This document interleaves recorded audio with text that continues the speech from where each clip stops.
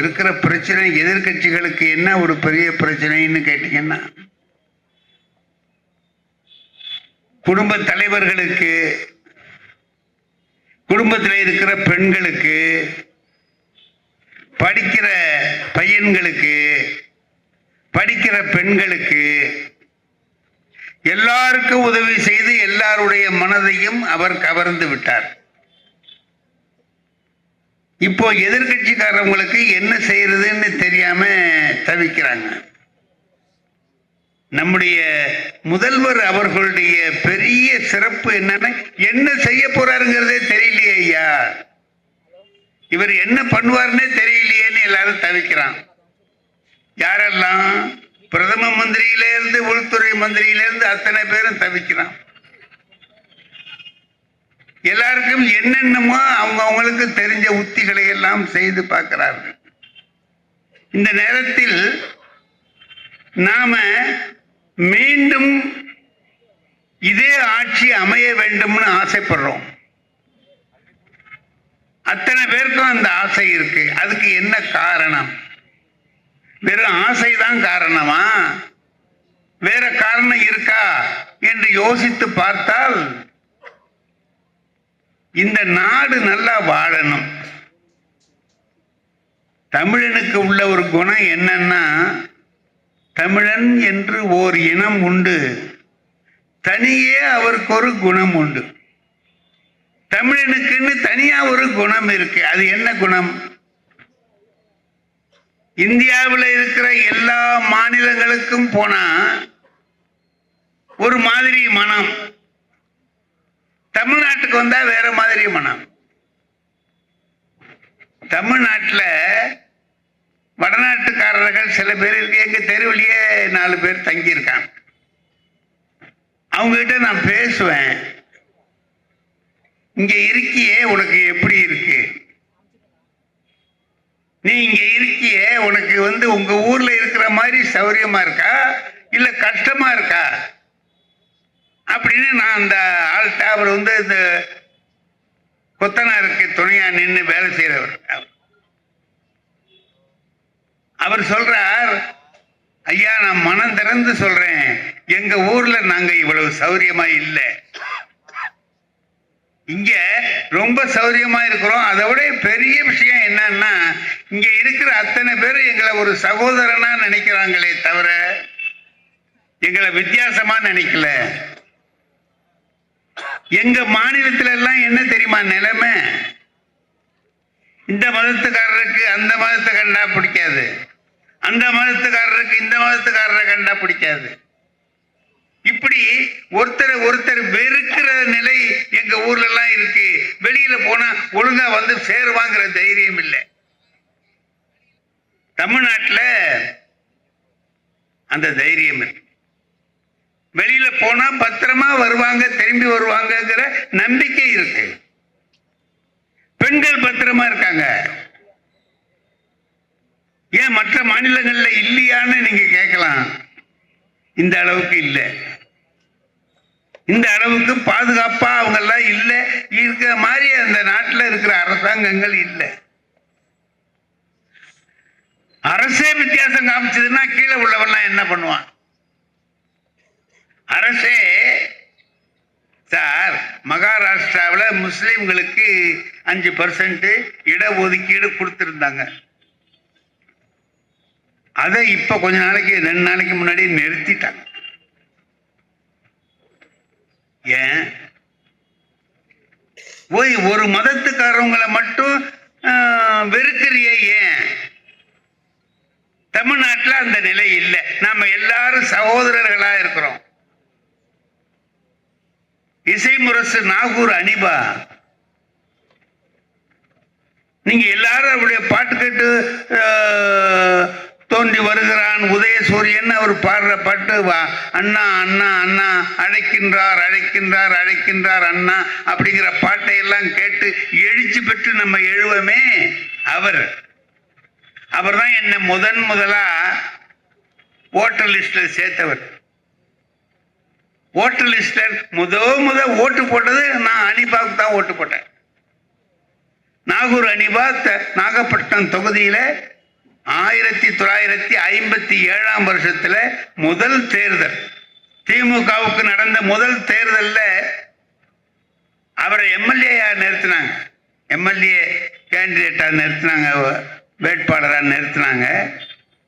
அப்போ நான் அவருக்காக நான் வேலை செய்தவன் அந்த காலத்துல. நாங்க அப்ப எத்தனை வயசு, எங்களுக்கு 20 வயசு. ஊடா போய் அந்த ஸ்லிப்பை கொடுப்போம். அந்த ஸ்லிப்பு 900 ரூபாய்க்கு அவர் என்ன பண்ணாரு, டோர் ஸ்லிப்புன்னு இந்த கதவுல ஒட்டுறதுக்கு உள்ள சின்ன ஸ்லிப்பு, அதை அடிச்சுட்டு வந்தார். அதுக்கு தான் 900 ரூபாய் ஆச்சு. எல்லாரும் வந்து அவருக்கு பிரச்சாரம் பண்ணாங்க. அவர் வெற்றி பெறல, அந்த தேர்தலில் அவர் வெற்றி பெறவில்லை. 1957 நடந்த முதல் தேர்தலில் நான் எதுக்கு சொல்றேன் தெரியுமா, அந்த அனிபா அவர்களும் நானும் எப்படி இருப்போம் அப்படின்னா சகோதரர்களாக இருந்தோம்.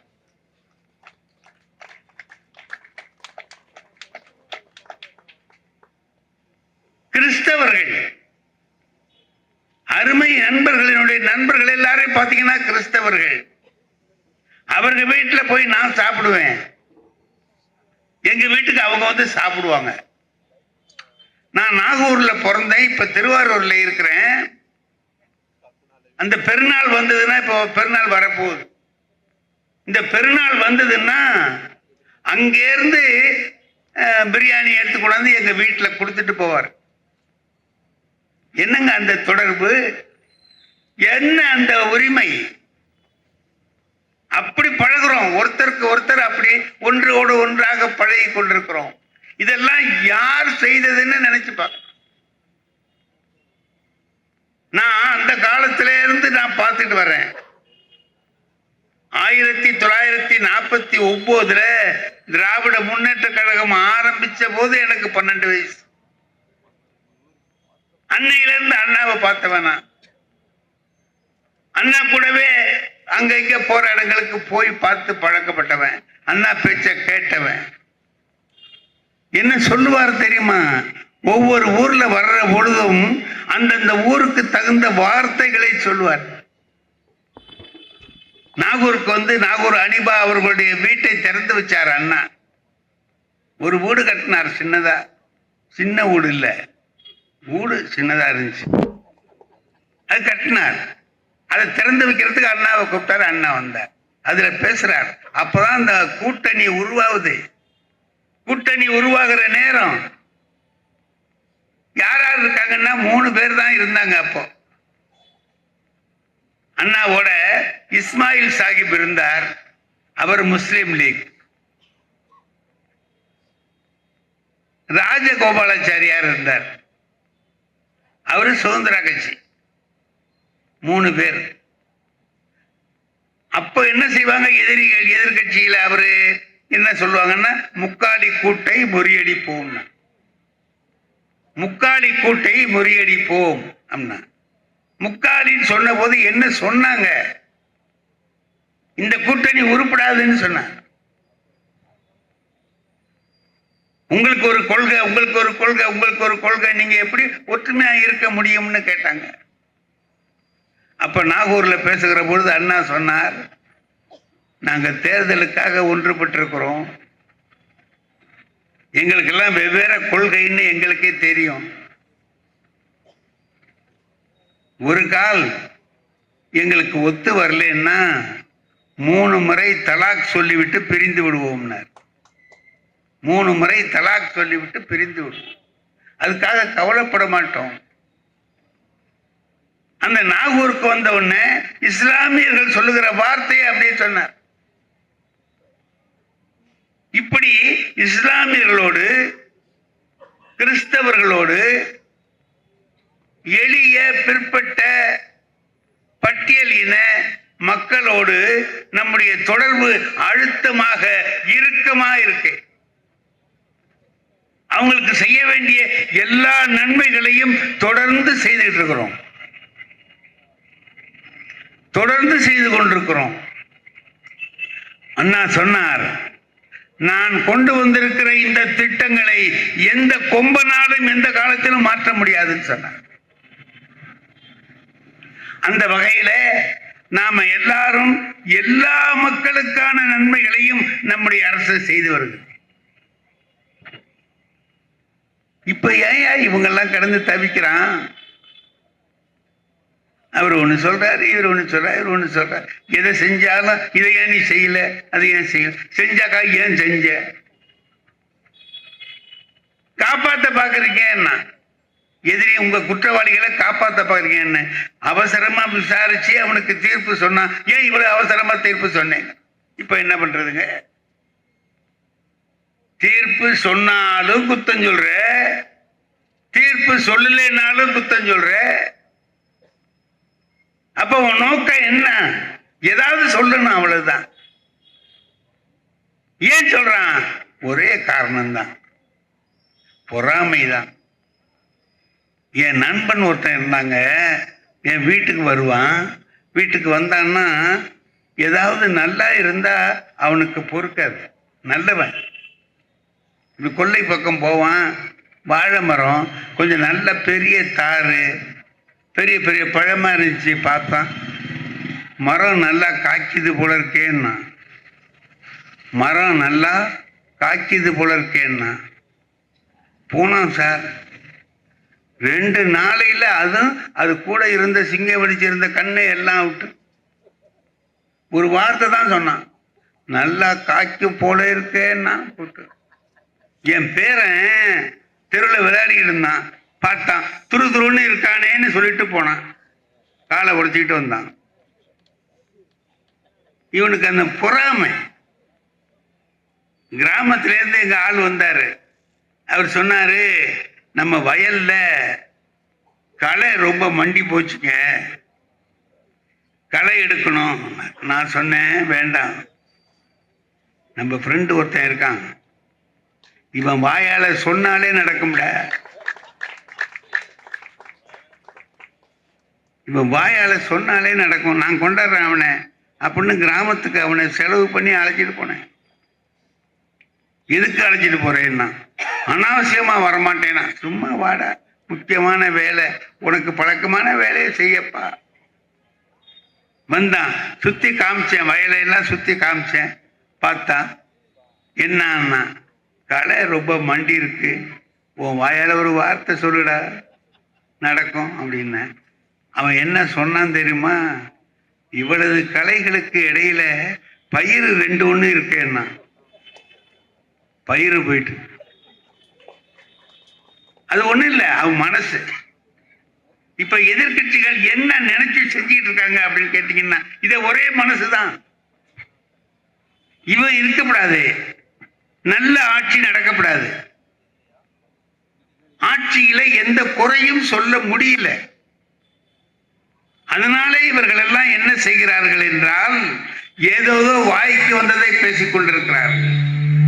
நாம எல்லாரும் தமிழை எந்த வகையில எல்லாம் உயர்த்தலாம், எப்படியெல்லாம் மேம்படுத்தலாம் என்று பார்த்து தமிழை மேம்படுத்தி கொண்டு வருகிற ஆட்சியை நாம் இப்பதான் கண்கூட பார்க்கிறோம். உங்களுக்கு தெரியுமா, எல்லா மாணவர்களையும் கூட்டி வைத்து திருக்குறள் திருப்பணின்னு ஒண்ணு நடக்குது. திருக்குறள் திருப்பணி, அந்த மாணவர்களுக்கு திருக்குறள் சொல்லுகிற பணி தொடர்ந்து நடந்துகிட்டு வருது. அதற்கு ஒரு ஆசிரியர், எல்லாத்தையும் நல்லொழுக்கம் வரணும், நல்ல பண்பாடு வரணும், தமிழ் இலக்கியங்களை எல்லாரும் கற்க வேண்டும், எல்லாருக்கும் தெரிஞ்சிருக்கணும் என்றெல்லாம் நினைத்து செய்கிற இந்த செயல் இருக்கு, அற்புதமான செயல். அப்புறம் ஏன்டா இப்பெல்லாம் கடந்து கத்திட்டு கிடக்குறானோ அப்படின்னு சொல்லி நம்ம எல்லாரும் நினைச்சு பார்த்தோம்னா ஒண்ணுதான் தெரியுது, ஒரே காரணம் தான். உடனே ஒருத்தன் கோயில்ல மணி அடிப்பான், மணி அடிச்சா ஒருத்தன் போய் சோறு வாங்கி சாப்பிடுவான். மணி அடிச்சா ஒரு பட்டை சோறு கொடுப்பான், பூஜை நடக்கும், பூஜை நடந்தவன ஒரு பட்டை சோறு கொடுப்பான், வாங்கி சாப்பிடுவான். தினம் வாங்கி சாப்பிடுவான். அவனுக்கு என்ன ஒரு அடையாளம்னா மணி அடிக்கிறது தான். மணி அடிச்ச உடனே போவான், கோயிலுக்குள்ள போவான், அவர் பூஜை பண்ணிவிட்டு ஒரு பட்டை சோறு கொடுப்பாரு, அன்னைக்கு சாப்பாடு சரியா இருக்கும், போயிடுவான். ஒரு 7 நாளா மணியே அடிக்கல, மணி அடிக்கல. இவன் போறாதுக்குள்ள அவர் போயிட்டாருங்கிறான், போறா சோறு கிடைக்கல. ஒரு நாள் அந்த குருக்கள் வந்தாரு. இவன் அவரை பிடிச்சிட்டாயோ, ஏன் மணி அடிச்சு தொலைக்க மாட்டேங்கிற, என்ன விஷயம்? அதுக்கு அந்த குருக்கள் சொன்னாரு, மணி அடிக்காததுக்கு 4 காரணம் இருக்குன்னாரு. மணி அடிக்காததுக்கு 4 காரணம் இருக்குன்னா, என்னடா காரணம்னா, ஒண்ணு, அந்த மணியை மாட்டி வச்சிருக்கிற கொக்கி உடைஞ்சு போச்சு. அப்போ உடைஞ்சு போனா என்ன பண்ணுவோம்? மணி விழுந்துரும். 2வது, அதை இழுத்து அடிக்கிற கயிறு நஞ்சு போச்சு, அப்ப அடிக்க முடியாது. சரி. 3வது காரணம், அதை அடிக்கிற பையனுக்கு 2 நாளா ஜுரம். சரி. 4வது காரணம், அந்த மணி 1 வாரத்துக்கு முந்தி திருட்டு போயிட்டு இருந்தான். இப்ப எதுங்க காரணம்? திருட்டு போன மணியில கயிறு இருந்தா என்ன, இல்லைன்னா என்ன?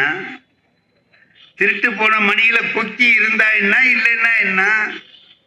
ஒரே காரணம், திருட்டு போச்சு, அதானே? இப்ப இத்தனை பேர் இந்த எதிர்கட்சிக்காரர்கள் எல்லாரும் தொடர்ந்து என்னென்னமோ பேசுறாங்களே, என்னடா காரணம்னா 7 காரணம் சொல்லுவான். இல்ல, ஒரே காரணம் தான். என்ன தெரியுமா? இது நல்லா ஆட்சி செய்யறத பொறுத்துக்க முடியல, பொறாமை.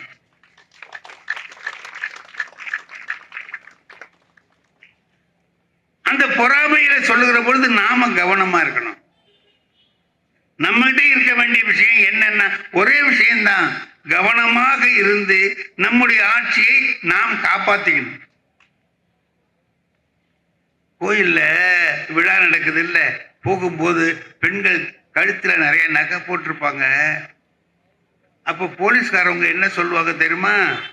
கவனமா பார்த்துக்குங்க, நகைய கவனமா பார்த்துங்க அப்படின்னு துணியை எடுத்து போட்டு மூடி அதை எடுக்க முடியாத அளவுக்கு பத்திரமா இருங்க, உங்க நகையை நீங்க காப்பாத்திக்கங்க.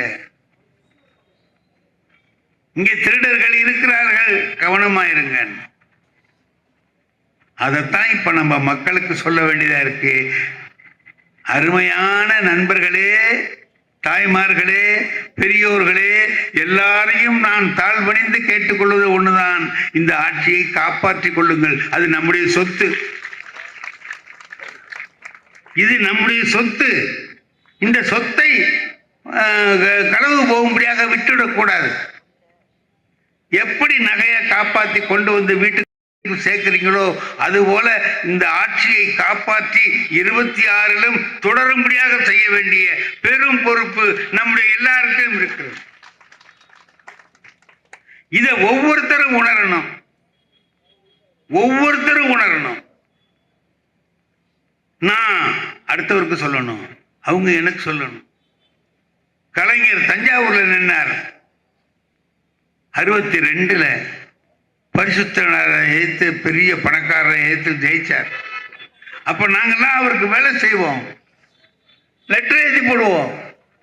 எங்க சொந்தக்காரங்க வீட்டுக்கெல்லாம், சொந்த தஞ்சாவூர்ல யார் யார் இருக்காங்களோ அவங்களுக்கெல்லாம் நாங்கள் லெட்டர் எழுதுவோம்.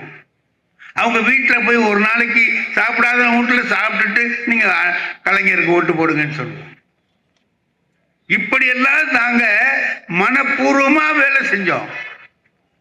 அத மாதிரி ஒவ்வொருவரும் செய்யணும். நாம எல்லாரும், ஏன்னா நம்முடைய சொத்தை நாம தான் காவந்து பண்ணிக்கணும். இது நம்முடைய சொத்து, அவர் தளபதி ஸ்டாலினுடைய சொத்து அல்ல, நம்ம சொத்து. இந்த ஆட்சி என்பது நம்முடைய சொத்து. இந்த நம்முடைய சொத்தை காப்பாற்றிக் கொள்ள வேண்டியது நம்முடைய பொறுப்பு. ஏமாந்து போய் இருந்து விடக்கூடாது. ஏமாற்று சொற்கள் வரும், வஞ்சகமான சொற்கள் வரும். அதில் எல்லாம் நாம் ஏமாந்து விடாமல் இருந்து கவனமாக நம்மை நாமே காப்பாற்றிக் கொள்ள வேண்டிய பெரிய பொறுப்பில் நாம் இருக்கிறோம். இதுவரைக்கும் தேர்தல் நடந்தது சார், எதிர்கட்சிகள் இருக்கும், எதிர்கட்சிகள் இருக்கும். அவங்க ஏதாவது ஒரு கருத்து சொல்லுவாங்க, இவங்க எழுத்து சொல்லுவாங்க, அதை மீறி தேர்தல் நடக்கும். யாராவது ஜெயிப்பாங்க, ஒருத்தர் தோப்பாங்க, போகும். ஆனா இன்னைக்கு அப்படி இல்லை. ஒரு பெரிய கொள்கை போர் நடக்குது. எல்லாரும் ஒற்றுமையாக இருக்கிற ஆட்சி வேணுமா? மதத்தாலும் ஜாதியாலும் சண்டை போட்டுக்கிட்டு இருக்கக்கூடிய ஆட்சி வரணுமா? அதுதான் இப்ப நம்ம முன்னால இருக்கக்கூடிய கேள்வி. எல்லாரும் ஒற்றுமையா இருக்கணும், அண்ணன் தம்பியா இருக்கணும், அக்கா தங்கச்சியா இருக்கணும், ஒற்றுமையா இருக்கணும் அப்படிங்கக்கூடிய ஆட்சி நமக்கு வேணுமா? தளபதி ஸ்டாலினுடைய ஆட்சி தொடர வேண்டும். அதுதான். இல்ல அதை பத்தி கவலை இல்லை. அந்த மதத்துக்காரன் இந்த மதத்துக்காரன் அடிச்சுக்கலாம், இந்த மதத்துக்காரன் அந்த மதத்துக்காரன் அடிச்சுக்கலாம் அப்படின்னு நினைச்சீங்கன்னா வேற எது வேணாலும் வரலாம். முதல்ல மாதிரி வடநாட்டில் இருந்து பார்க்குறான் சார், இந்தியா பூரா பார்க்குறான். ஒன்னே ஒன்று அவன் கண்ணை உறுத்துது, தமிழ்நாடு மட்டும் உறுத்துது. என்னடா இது மட்டும் வித்தியாசமா இருக்கு, இது மட்டும் நம்ம சொல்றதை கேட்க மாட்டேங்குது, அவன் இஷ்டத்துக்கு நடக்கிறானே, நல்லா இருக்கானே. சார் எங்க இஷ்டத்துக்கு நாங்க நடக்கிறோம், சரி அது தப்பா? தப்பா இருந்தால் இந்த நாள் வரைக்கும் மற்ற மாநிலங்களை விட நம்முடைய மாநிலம் பின்தங்கி இருக்கணுமா இல்லையா? இல்லையே. எல்லா மாநிலங்களையும் உயர்ந்த நிலையிலே இருக்கு, உயர்ந்த நிலையில கொண்டு போய் வைத்திருக்கிறார் நம்முடைய முதலமைச்சர்.